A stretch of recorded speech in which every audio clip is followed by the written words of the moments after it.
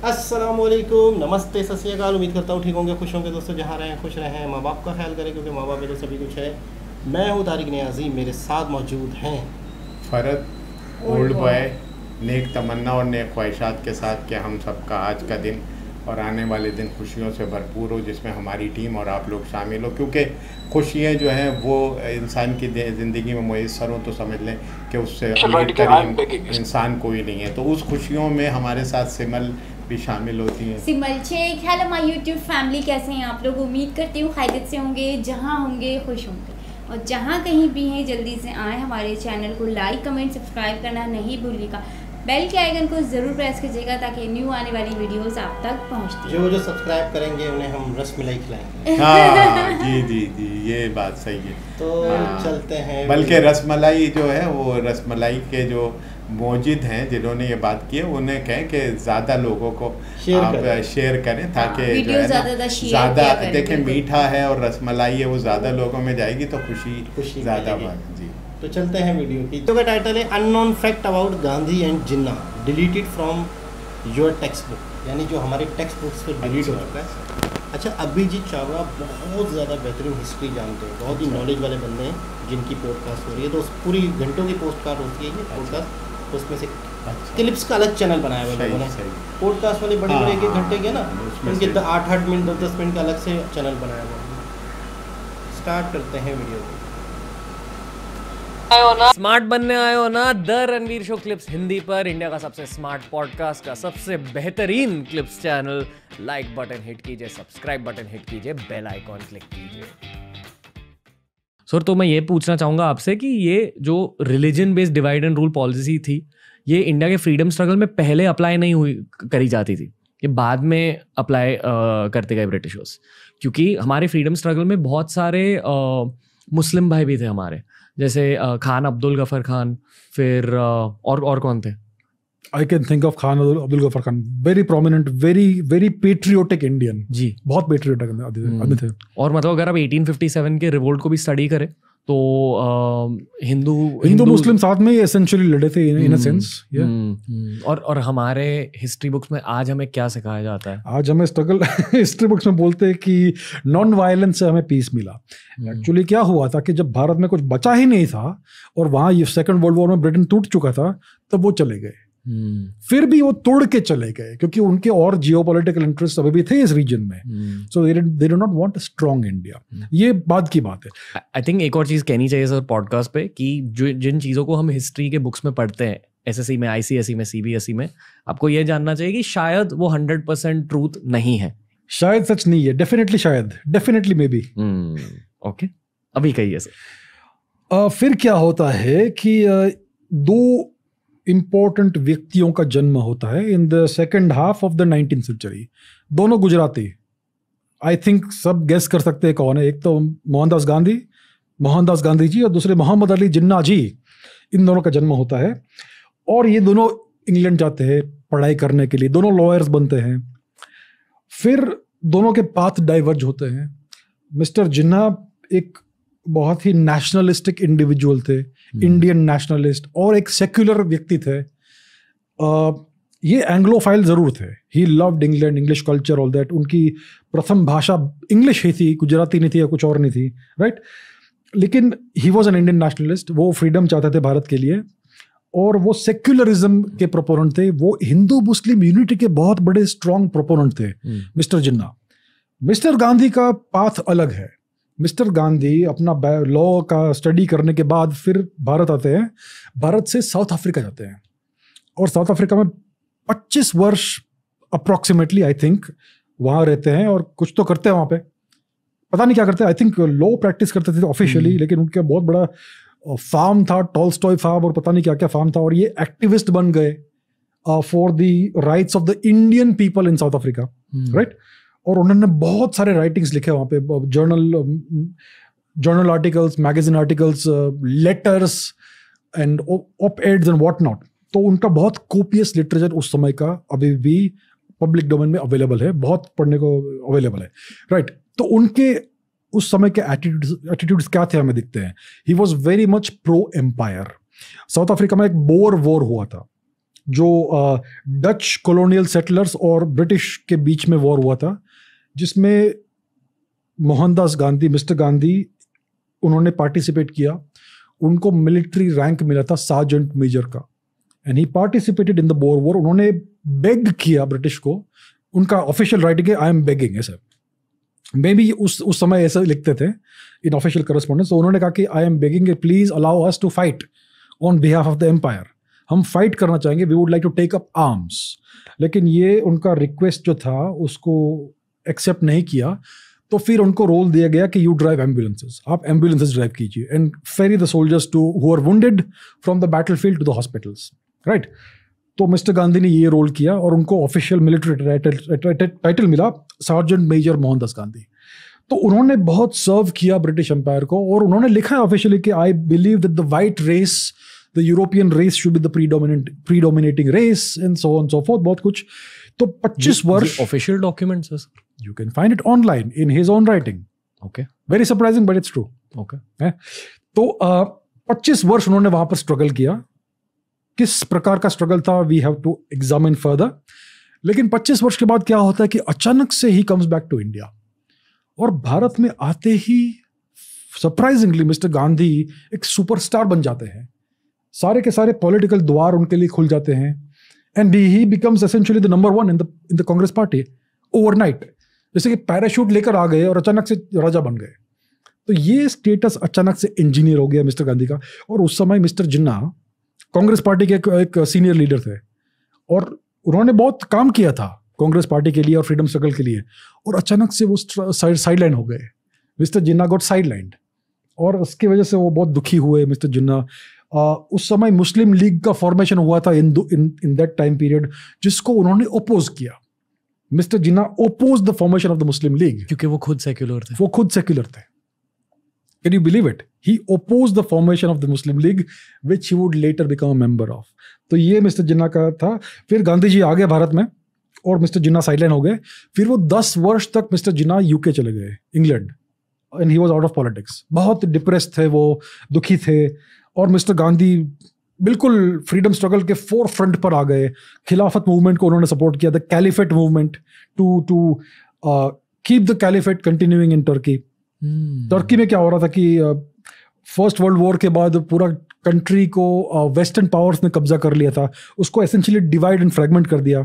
फिर जो टर्की का जो महान जनरल था मुस्तफ़ा केमाल अतातुर्क, उसने टर्किश इंडिपेंडेंस वॉर शुरू किया, और उसने जो कैलिफेट का जो इंस्टीट्यूशन था, खिलाफा whatever it's called in Arabic, जो भी टर्म है, उसको ही अनाउंस कि वो अबॉलिश करना चाहता है उसको।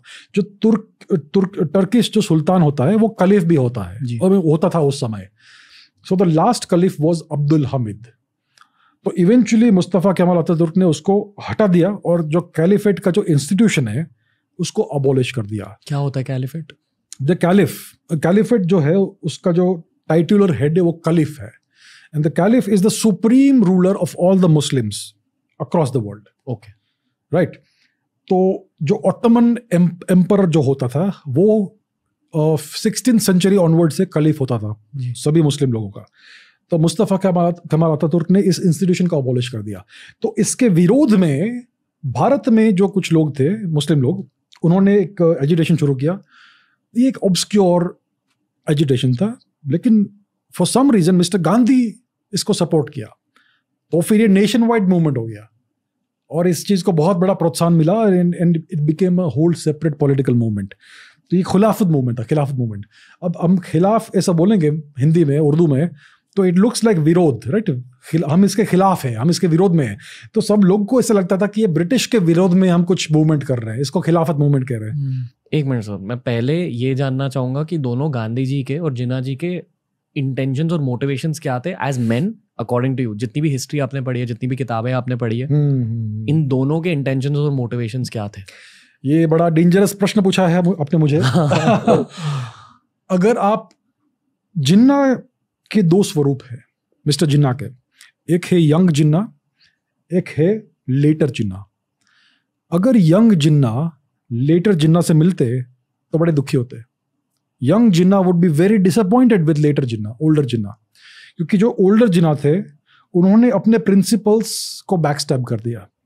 जो ओरिजिनल उनका जो प्रिंसिपल था वो था Hindu Muslim unity and unified India, and he worked for that for decades, for many, बहुत वर्षों तक उन्होंने इसके लिए काम किया था, as a barrister, as a lawyer, as a Congress party member, as a freedom fighter. लेकिन गांधी जी के इमरजेंस के बाद वो मार्जिनलाइज हो गए और फिर उन्होंने पूरा अपना पॉलिटिकल यूटर्न किया and he became a separatist. तो जिन्ना के ओरिजिनल इंटेंशंस अच्छे थे, लेकिन फिर वो उनका जो ये सब हाल हुआ तो he became an opportunist and he became an anti national essentially. अपने ही देश के विरुद्ध खिलाफ वो खड़ा हो गया, यानी कि इंडिया नहीं, भारतवर्ष के खिलाफ। मिस्टर गांधी बहुत ही कॉम्प्लेक्स पर्सनालिटी है। He was born into prosperity. उनके जो पिताजी थे वो दीवान थे एक जामनगर स्टेट के, शायद, ये not sure, I think one of those princely states in Saurashtra, western India, western Gujarat. तो उनके पिताजी बड़े पावरफुल थे और बड़े वेल्दी थे। That is some background about him. फिर वो इंग्लैंड चले गए और फिर वो साउथ अफ्रीका गए। एसेंशियली उन्होंने 25 वर्ष साउथ अफ्रीका में डेमोन्स्ट्रेट किया कि I am worthy and capable of serving the British empire. मैं अनफॉर्चुनेटली ये कह रहा हूँ कि he was a British agent. ये बहुत कंट्रोवर्शियल है, बहुत लोग इससे दुखी होंगे, but that is my assessment of mister Gandhi. मैं ये कहना चाहूँगा कि हमारे स्कूल के हिस्ट्री बुक्स की वजह से हमें गांधी जी के बारे में और जिन्ना जी के बारे में पता चलता है, दोनों इंडिया और पाकिस्तान में।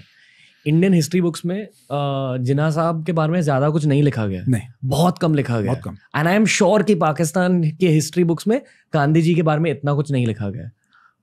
एक्चुअली मैंने देखा है कि अगर आप पाकिस्तानी हिस्टोरियंस को देखेंगे या पॉलिटिशियंस को देखेंगे, they don't hate mister Gandhi. ये बड़ी अजीब चीज है कि जिन्ना और गांधी अलग अलग कैंप्स में थे, बट द पाकिस्तानीज ओवरऑल ये गांधी जी से घृणा नहीं करते हैं। ये बड़ी अजीब चीज देखी है मैंने। इसका कारण क्या हो सकता है, आई वंडर। ये भी कोई अजीब, आप देख लीजिए कभी भी किसी पैनल डिस्कशन में अगर कोई पाकिस्तानी पैनलिस्ट है वो कभी बुरा नहीं बोलेंगे मिस्टर गांधी के बारे में। एक साइड नोट मैं ये कहना चाहूंगा कि मेरे दुबई ट्रिप में और लाइफ में जितने भी पाकिस्तानी भाई बहन मिले, बहुत प्योर होते, बहुत वार्म होते, एटलीस्ट इन माय एक्सपीरियंस। मेरा भी एक्सपीरियंस है, मैं यूएस में रहा हूँ, वहां पे भी मुझे बहुत पाकिस्तानी मिले, never any bad experience. As individuals हम एक ही लोग हैं, हमारा डीएनए एक ही है, बस कुछ चीजें अलग है।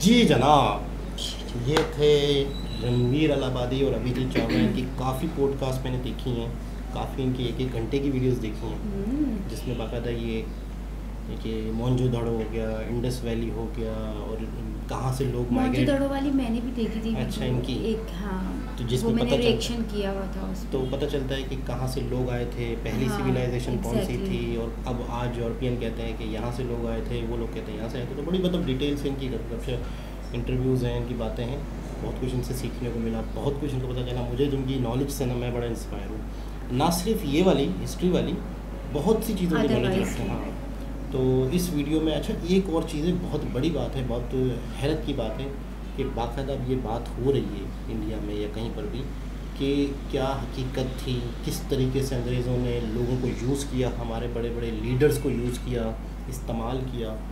बहुत बड़ी बात है। और उन्होंने ये बात करते हुए जब गांधी जी के बारे में कहा कि वो ब्रिटिश एजेंट थे, बहुत सारे लोग मेरी इस बात से नाराज़ भी होंगे, बहुत सारे लोगों को बुरा भी लगेगा।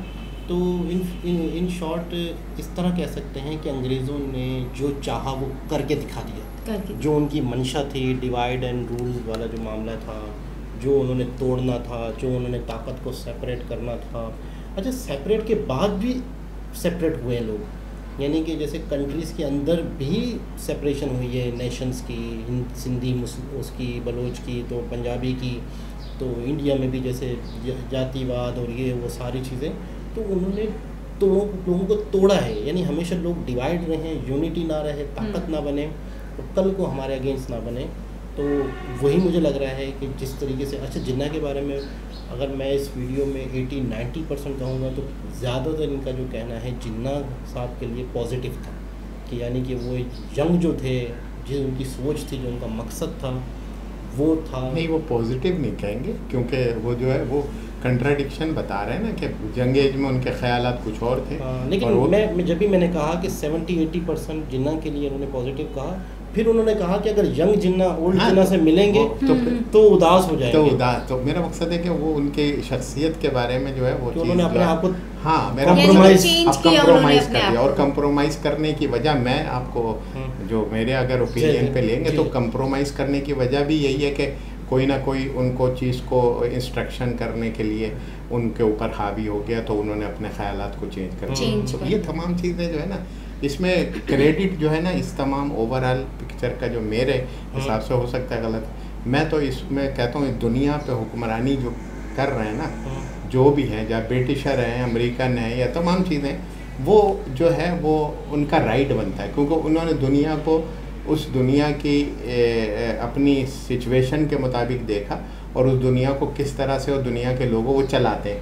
मतलब अगर इंडिया के अंदर ब्रिटिश ने आके हुकूमत करी और उसने वो कहते हैं ना डिवाइड एंड रूल्स, अगर डिवाइड एंड रूल्स अगर उसने किया तो ये उसका मतलब ये कि उसके अंदर एबिलिटी थी। बिल्कुल आप अपने अंदर इतनी स्टेबिलिटी पैदा करते कि डिवाइड रूल को नहीं दे। मतलब ये कहते हैं कि ब्रिटिश के जाने के बाद भी हमें ये नहीं पता था कि हमें चलाएगा कौन। मतलब हम लोग कह रहे हैं, हम लोग तो हमारी आवाम जो थी वो ऐसी थी, बादशाह का जो दौर था वो ऐसे लगते थे कि बस हम तो चलाने के लिए हमें कोई चलाए, मतलब ऐसा लगता था। और ऐसा मतलब फील ही नहीं होता था कि हमने अपना मुल्क खुद चलाना है। मतलब हमें उनको लगता था कि हम तो बिल्कुल एक नाकारा, कमतर और अनएजुकेटेड और एक आम जनता है। अब इस जनता को कोई इशारे से चलाए तो जब भी अंग्रेज़ों का फिर एक असर भी था, अंग्रेज़ गोरे, तो फिर एक वो था, फिर वो जब वो आए थे तो वो ज़्यादा तरक्की याफ्ता थे। यहाँ तो तलवारें थी तो वहाँ तो हथियार भी आ चुके थे, बंदूकें भी आ चुकी थी, ज़्यादा एजुकेशन नहीं वो असल में देखो तारीख एक बात बताऊँ मैं, यानी अपना एक छोटा सा वाक़या सुनाता हूँ कि यूके में मैं तो जहाँ पर मेरा बेटा रहता है तो वो वहाँ पर बहुत अच्छा यानी जो है वो पूरी एक सोसाइटी या समझ लो एक कम्युनिटी है, बहुत बेंगलोज बने हुए इस तरीके से। तो मैं वहाँ वाक करता हूँ। तो 15 अगस्त का दिन था। अच्छा। तो 15 अगस्त थी इनकी इंडिया की आज़ादी। तो मैं उधर से वाक कर रहा था तो एक जगह पर वो बाकायदा इंडिया का झंडा और वो बारबेक्यू वगैरह, वहाँ जब कुछ ओकेजन करते हैं ना तो ज़्यादा लोग बारबेक्यू करते हैं, उससे एंजॉय करते हैं क्योंकि मौसम बहुत अच्छा होता है। वो बारबेक्यू बना रहे हैं और उसको खा रहे हैं इस तरीके से। तो वो जो अच्छा मुझे उन्हें चेहरे पहचानते थे मुझे। तो मैं उधर से गुजरा तो उन्होंने मुझे हेलो हाय करी और इनवाइट किया कि तो मैं ऐसे ही चला गया। तो उन्होंने बताया कि मतलब आप ज्वाइन करें। हाँ ज्वाइन करें। तो मुझसे कहने लगे कि यार वो जो है तो आप आ जाए। मैं चला गया। मैंने कहा ये क्या है? तो कहने हमारा इंडिपेंडेंस डे। अच्छा मैंने कहा आपका इंडिपेंडेंस डे, तो आप इंडिपेंडेंस डे किससे अगेंस्ट मना रहे हैं, किसके अगेंस्ट? तो वो मेरी शक्ल देखने ने, मैंने कहा ये तो इंडिपेंडेंस नहीं, आप यहाँ ही पर है ना, यहाँ आपको इजाज़त दी, इनसे इंडिपेंडेंस ली थी तो फिर आप यहाँ काहे के लिए? मकसद बात यही वाली बात है कि जब इंडिपेंडेंस आपने करी, अभी भी तो यहाँ क्या कर रहे हैं? अपने मुल्क में मनाए ये वाला डे। और ये अब फिर इनका क्रेडिट फिर उनके ऊपर जाता है, ये कि वो अपने मुल्क में इनको जिस तरह से हैंडलिंग करते हैं, मुसलमान, हिंदू, सिख, पारसी, सब अपने कानून और कायदा और किस तरह से और किस तरह से इंसान को हैंडल किया जाता है ये जानते हैं। वो असल में देखो मज़हब से हटा के इंसान के ऊपर देखो, जब इंसान को कैसे और इंसान की फितरत क्या है, उन लोगों ने इसके ऊपर बड़ी रिसर्च की है हमारे मुकाबले में। तो वो लोग हम पे हावी हैं और आज तक हावी हैं। तो ये तमाम चीज़ें आज भी हम लोग वहाँ जाके अपनी ज़िंदगी को बेहतर बनाने की कोशिश करते हैं, जबकि हमने उन्हें यहाँ से भगाया। हाँ भागा। देखो ना आपने वही वाली बात है कि मैंने कहा आज़ादी की, आप किससे आज़ादी की बात कर रहे हैं? तो वो चुप के मेरी शक्ल देखने लगे नहीं। तो वो मैंने कहा आप तो खैर यहाँ पर है, ये क्रेडिट इनको जाता है कि आपको कुछ नहीं कह रहे हैं, नहीं तो वो ये बात कह सकते हैं कि भाई ज़रूरत ही नहीं है इसके बात। लेकिन ये कि वो उन्होंने उसको हर एक को वो ये तो समझो उनके मुंह पे चमाटा है। अगर उनके कंट्री में आज़ादी आप फ्रीडम किससे मना रहे हैं? 15 अगस्त को आपने आज़ादी किससे दी? फिर उसी के कंट्री में आप जो कि अपनी पनाह ढूंढ रहे हैं, अपनी स्टेबिलिटी ढूंढ रहे हैं। तो वही वाली बात है, तो वही कभी कभी लेकिन ये चीज़ तो हकीकत है, सही है। लेकिन आने वाले वक्त में मुझे लगता है कि इंडिया के जो ये मामला लोग वापसी आ रहे हैं, वो जो अपनी वो कर रहे हैं, स्ट्रेंथ बना रहे हैं इन फ्यूचर। लेकिन मैं टाइम लग रहा है उसमें, ऐसा नहीं कि रातों रात होगा। लेकिन एक बात बता दूं, जो एक चीज़ मेरा अपना ओपिनियन है, जो टेक्नोलॉजी आपके पास आ चुकी है जदीद तर वालों को, जब आप उस टेक्नोलॉजी तक पहुंचेंगे तो वो कहाँ तक पहुंच जाएंगे, तो हमेशा उनकी अपर हैंड आप उनके पास रहेगा। ये बात आप याद, ये तो कॉमन सेंस की बात है। तो बहुत ज़बरदस्त लगा, बहुत अच्छा लगा। अक्सर कमेंट्स आते हैं कि सिमरन जी को बोलने जी हाँ सिमरन, बस आप दोनों ने इतना बोल लिया बहुत है। नहीं सिमरन जैसे उस वाली बात पे बड़ी वो हुई कि जो है आपने आज़ादी किससे ली है, तो उनको बहुत ये बात लगी। नहीं मैंने कहा, आपने कहा था ना कि उनके मुल्क में आज़ादी मना रहे, तो आप इंडिपेंडेंट कहाँ से मना रहे, तो अपने मुल्क में मनाए अपने ये दूसरे उसी के मुल्क में इतनी जद्दोजहद आपने उनको भगाया अपने मुल्क से, उनको मार के। बात है कि ये आपकी बात मानने वाली है कि वो मनाने दे रहे हैं। वो असल में पता है उनकी अंदर पॉलिसी उनकी हमेशा, मैं कहता हूँ ना कि कभी कभी मैं उस चीज़ को माइंड पे करता हूँ कि वो लोग इंसान की फितरत के मुताबिक चलते हैं। अब अगर मिसाल के तौर से जब उनके मफादात आते हैं तो उसमें कुछ ज़्यादती भी करते हैं, तो मैं कहता हूँ ज़्यादती करना उनका हक है, क्योंकि जब उन्होंने तमाम चीज़ें कंट्रोल की भी हैं तो फिर वो तो अपनी मर्जी से करेंगे, हिसाब से चलाने की कोशिश। अब वो बिल्कुल फरिश्ता तो नहीं बन जाएंगे कि आपको हर किस्म की सहूलत होती है। तो चलते हैं नेक्स्ट वीडियो की तरफ, दोबारा किसी और के साथ से मुलाकात होती है। जब तक के लिए